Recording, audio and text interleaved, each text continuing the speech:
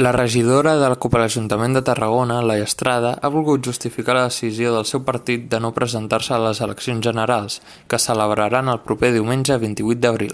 Estrada creu que la idea de concórrer no té massa sentit, assenyalant que la clau per la consecució de la independència a Catalunya no estarà en la línia que marquin les institucions, sinó a la que fixi el carrer.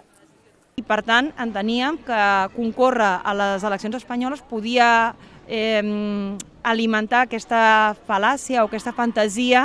que realment la resposta a la repressió, la resposta a la negativa de reconèixer el nostre dret a l'autodeterminació pot venir perquè obtinguem un diputat més al Congrés dels Diputats.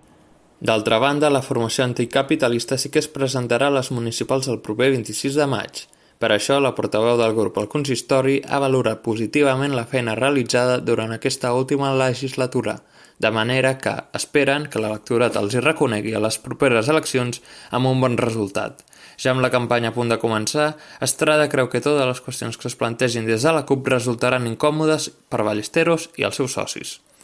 Pensem que la totalitat de temes que estem abordant des de la CUP, des del primer dia que vam posar un peu en aquest Ajuntament com a consellers i conselleres, però des de molt abans també, són temes que l'equip de govern de Ballesteros, amb els seus successius socis de govern, han volgut passar per alt. Alguns dels temes dels quals parla la regidora són la situació de la neteja, la gestió del patrimoni de la ciutat o la priorització de segons quines partides pressupostàries, sent els Jocs del Mediterrani celebrats l'any passat com l'exemple més paradigmàtic. Aquestes declaracions s'han produït en el marc d'una compareixença de la CUP en la qual s'ha de remarcar la importància i la necessitat de tenir uns pressupostos participatius a la ciutat de Tarragona.